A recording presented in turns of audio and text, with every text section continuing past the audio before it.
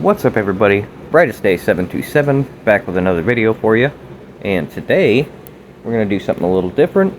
We are going to play some video games. Not just any video games, though.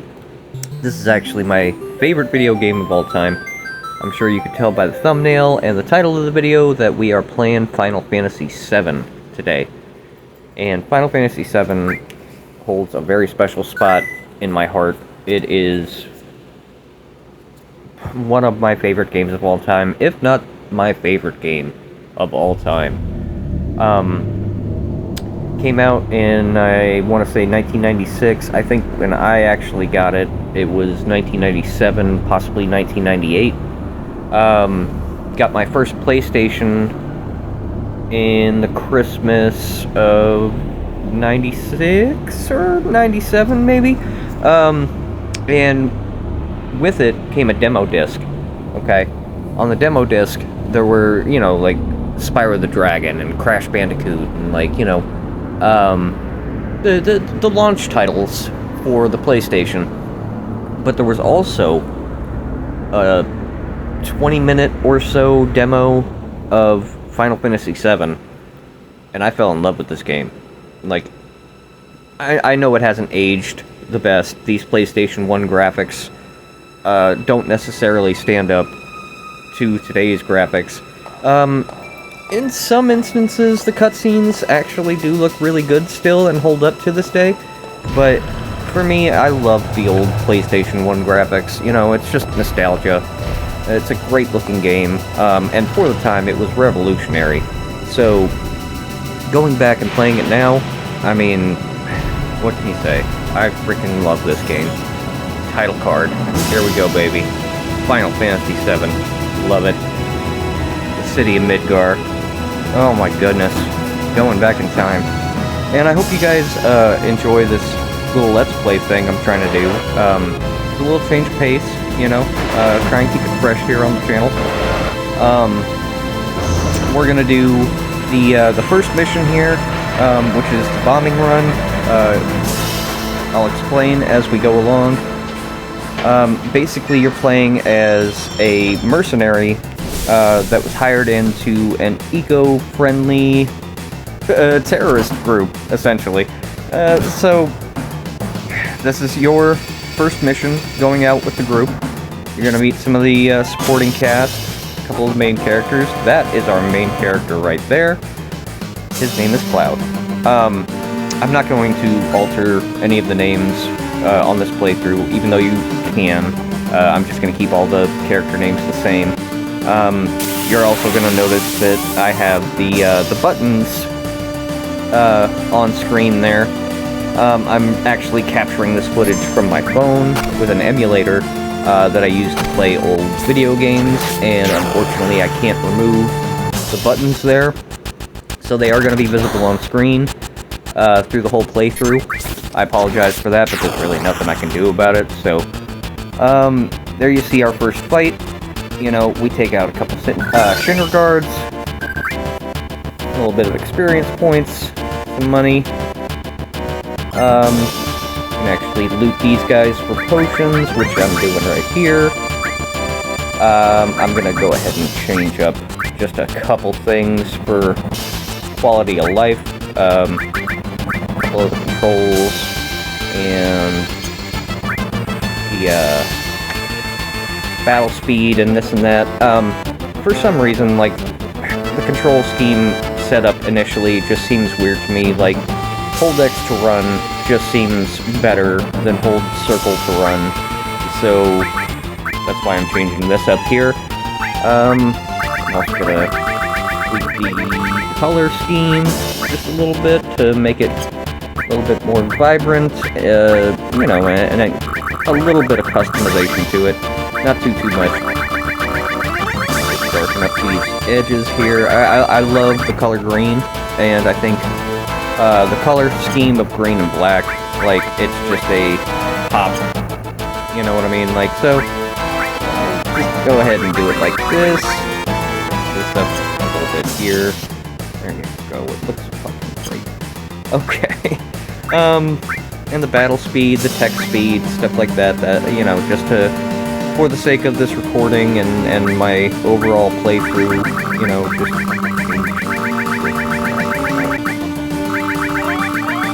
make it a little bit easier, make it a little bit faster, you know, so we can go through it, because it's a very dialogue-heavy game, and I'm not really going to be going through the script.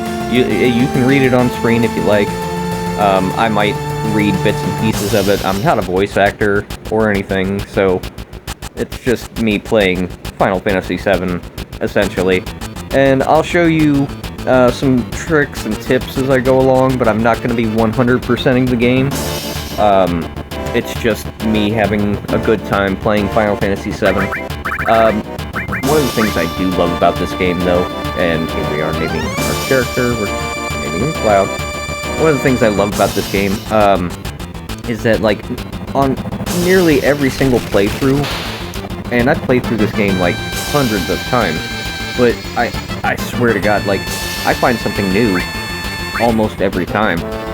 So, we're gonna name our second character here. His name is Barret. He is a badass, and he is the leader of the environmentalist group that we're associated with now. Right now our mission is to go on the bombing run. We're gonna blow up this reactor that powers the city of Midgar. The reason behind this is because you know, Midgar is sucking the life out of the planet. It's draining the planet of its energy, and that's how they're using these reactors to power their cities. And the company behind it, Shinra, gained dominance in their world because they harnessed this energy and, you know, made a ton of money and now have, like, all this influence. And our characters are here to try and restore balance to nature. Which is a really good story. We're going into the reactor now, and you see the supporting cast as well. We've got a couple other characters with us besides Cloud and Barret. They are important characters. Jessie, Biggs, Wedge.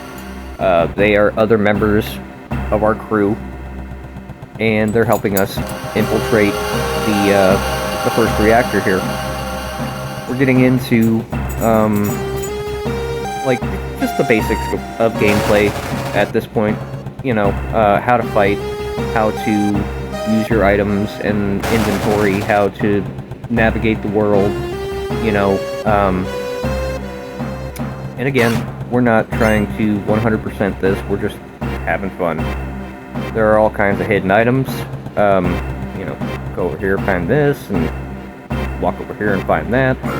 Talk to this person, it opens up this thing, and we'll go, you know, on with the game. I hope you guys enjoy this playthrough, because for me, I've been wanting to play through it for a while. I mean, any excuse I can have to play Final Fantasy VII, I'm gonna go ahead and do that. But, you know, if you enjoy this kind of content and you want to see more of it, you know, I'll drop more videos and we'll see where it goes. Like, comment, and subscribe, of course, the whole YouTube thing. Trying to, you know, build followers up and maybe actually do something, so. Anyway, we'll see how that goes. Going further into the reactor now, more fights. And I did have this idea of, doing like a Final Fantasy VII bestiary, you know, where I examine all the different enemies from this game, and like, you know, their stats, and, you know, where you encounter them, and blah blah blah, like, just a comprehensive guide of the enemies. I don't know if that's something, you guys would be interested in, but it's something that I'm considering doing, so let me know in the comments, you know, if that would be something that you would want to see. YouTube's all about that interaction, man, so, you know, the likes, the comments, and all that, it really means something. So for a channel that's just trying to build up, it helps. The basic enemies that you encounter at this point in the game, like, they really can't do too much to you. Again, it's, you know, it's the first stage. They're trying to teach you how to play the game, and you know, there's really nothing major yet. But as you go through it, you know, it's like, hey, press this button to do this action, and do, you know, climb down this, and go over here, and it's a very comprehensive game, and you do have to do a lot going through it, but it's so much fun. Like, there are a million mini games. The landscapes are beautiful. Look at the background art right here. Like, I know the character model is like just a bunch of polygons and doesn't look great, but when you get into battles like this and you see that swirling effect and it moves the colors around and that camera angle sweeps over and you just get into it, the character models in battle look amazing. And one of the things that I actually really liked about the way they did this is, like, you look at an enemy and it has elemental weaknesses, like this machine is weak to lightning, you know what I mean? Which makes sense. And I like that they included that, because, you know, it's just a little attention to detail, which I appreciate. And as you go through, your characters gain experience and gather money and resources. You can find these save points throughout, which is great, because even though I'm running on an emulator, you always want to save in these games. I do have to save over a previous file that I made just to test the emulator to make sure everything was working. And we're going to go into the core of the reactor here. And this part confused the ever-living hell out of me as a kid, because you're going in and you're trying to, you know, do the mission. You're getting all set to do it, and then all of a sudden this. What is going on with this? And they don't really give you any kind of explanation right away. Like, you just start kind of spazzing out, but you know, you do the thing and you set up the explosive device, and you're all set to make your way out of the reactor until the first boss fight. Now, this is Guard Scorpion. He was the main villain of the demo disc that I had back in the day. I can't tell you how many times I've gotten into a fight with Guard Scorpion over the span of my lifetime. Me and this guy have been going toe-to-toe my entire life. And when I first fought him, I didn't understand, you know, how to play the game or anything like that, so I would always get my ass kicked. Especially, like, at one point, the game is very dialogue heavy, yes, but some of that dialogue is very important, and they actually tell you how to defeat the Guard Scorpion in a text box that appears above screen later on. But I ignored that as a kid. I was just like, mash X, I gotta kill this guy, ah!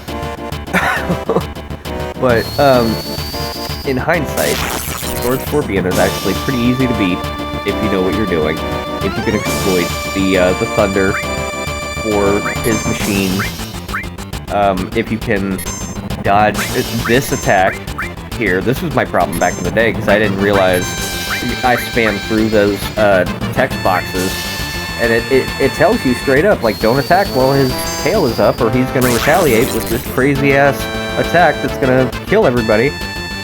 Yeah, see, patience is a virtue. Anyway, if you take your time, defend, use a lot of lightning, Guard Scorpion's not that bad. He uses this thing, which is like a search attack, or well, it's not even an attack. I guess it's kind of like a sense, or, you know, reading battle data. I don't know. It does nothing. But he really only has like 3 attacks, and you can avoid the serious attack if you know what you're doing. Guard Scorpion really isn't that bad. Your limit breaks, I haven't talked about those yet. After a while, you accrue damage, and it builds up your limit meter. Once your limit meter is maxed out, you can unleash, these devastating attacks like Braver, Big Shot, stuff like that. Makes the bosses a little bit easier. And they're really cool. They're really cool. A lot of them, are really dynamic, and as you go further through the game, you get more out of it. They build up, and you get different attacks. It's super neat, and we'll go over them as we go through the game. Right now, I just need to equip this, and go ahead, start making our way out of the reactor. We have 10 minutes to escape, which is actually plenty of time if you know what you're doing, and you know where to go. You're basically just going up the exact same way you came in, and you'll get in some fights along the way, which isn't, like, a super big deal, as long as you get to the end of them. You can encounter enemies like that where they come at you from behind and you're not paying attention, but there's an exploit that you can use if you hold down all the trigger buttons, the R2, L2, R1, L1. I just forgot to do it there, but these enemies are relatively easy anyway. You shouldn't have much difficulty getting out of the first reactor with, much interference. I actually, usually have plenty of time and hang out near the end, or rather the entrance of the reactor when, I get close to it so I can grind a little bit, in those last couple minutes before the detonation. Grinding is important in this game, and I'll try to not include it, if you guys want me to. I mean, it all really depends on your feedback, so let me know what I'm doing in this video, really. Because I'm just having fun. I'm playing Final Fantasy VII, man. This is my game. Like I said, this is an Ocarina of Time. They usually go back and forth with my favorite game of all time. But for this video, for my first Let's Play, let's fucking play Final Fantasy VII, man. I love it. It's important right here that you talk to Jessie, because she's stuck. Her leg is lodged in the beam there. And if you do not talk to Jessie right there, you get to the end and they're like, oh, where's Jessie? We gotta go find her, and blah, blah, blah. So you have to go back into the reactor, and you're eating up, like, all kinds of time. It's better to grab her just right there. Make your way out, gotta go back up. I do really love the background art on this game. So much detail, and, like, yeah, of course, it's aged, but it's still beautiful, man. You have to appreciate art for what it is, and not what it should be compared to, I think. And for me, like, and because it is such an iconic part of my childhood, dude, you're never gonna get me, to a point where, like, I can't play this game anymore. I adore it. It's so good, they had to do an epic scaled remake, which I would love to cover here in the future. I probably will. But for now, let's appreciate the classic. I mean, Final Fantasy VII is so important to so many people. For a lot of people, this was like their first JRPG. For me, it was my first JRPG. I never played role-playing games when I was a kid. It was like side-scrolling platforms with beat-em-ups, like, I was a kid. I didn't know how intricate gameplay could actually be, and, like, how compelling a story could really be. And this game, it's so much for me as a child, man. Like, I'm so glad that I discovered Final Fantasy VII and the community, and just having the opportunity to play it again. Like, thank God. Dude, this game is amazing. So, anyway, as I was saying earlier, this is like the entrance of the reactor. It's a really good grind spot if you have the time, because this is very early in the game. You're really not expected to, especially like on your first playthrough, like nobody Everybody's just like, oh, get out of the reactor, go, go, go, go, go. But, like, I got, like, 5 minutes to sit here and collect some resources and beat some enemies and maybe gain a level or two. Like, exploit it. Do it. Absolutely. Yeah, I mean, the enemy scaling is not terrible in this game. It's actually pretty fair and balanced. But, I mean, grind. It's part of the game, really. Like, if you play JRPGs, you gotta gain levels, you gotta get stronger, you gotta get better weapons, you gotta get better equipment and spells and this and that and, you know, blah blah blah. So if you have, like, an easy spot to just hang out and get some levels, like, take advantage. I endorse it. You definitely should. We're getting to the end of this first video, and I really hope that so far you guys are enjoying it, because as we go further along into the videos, we're going to get more in depth on, you know, the mechanics of the game and, like, the different story beats, just compelling parts. And the story is really good too. I know a lot of people already know it, but let's pretend, for the sake of the videos, that, like, it's a blind playthrough, you know what I mean? Like, you don't know what's going on, we're just gonna go through it, you know what I mean? But I will also be explaining, like, some of the secrets that I know and some of the exploits that you can do, but I'll try not to go into spoilers as we go through the story, but you know, again, I don't know whether or not you know the story beats, so we're just gonna pretend like it's a you know, kind of vanilla playthrough, although I know a lot of stuff about this game. So that's the premise for the videos. I'm just gonna go through, you know, maybe one more fight or so before we go ahead and exit. Just try and, you know, get every bit of whatever we can. Again, you know, it's important to exploit these things. JRPGs are notorious for punishing those that are not ready. So it's best to be ready. And I could play these fights all the time, and I know, you know, turn-based combat is, like, really passe now. Everything is, like, really action-oriented. But for me, man, like, it's comforting. It's a part of my childhood. I don't mind it. I don't mind it at all. You know what I mean?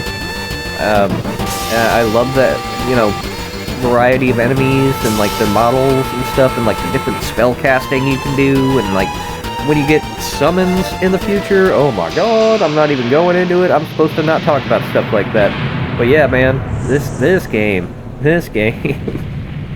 I can gush about it all day, and that's why I have no problem making a little YouTube series where I'm talking about it. And again, you know, the graphics are not comparable to, like, the PlayStation 5 and PC nowadays and all that, but in 1997, this game was the shit, and to me is still, like, one of the greatest games I've ever played, if not the greatest game I've ever played. And we'll go into all the reasons why as we go through the entirety of the video and the entirety of the game, and I really hope you guys are interested in that. We're gonna go ahead and cut it here before we go into the next part. But I really hope that you guys are having a good time watching it. I'm having a good time talking about it. So, yeah, there we are. I hope you guys enjoyed this. Go ahead and like, comment, subscribe. Tell me your favorite Final Fantasy game. If it's 7, 8, 9, 12, 15, I don't care. Let me know. I appreciate you guys taking the time to watch this video. And I look forward to dropping the next video here very soon. So, with that, Brightest Day 727, and I will see you in the next video.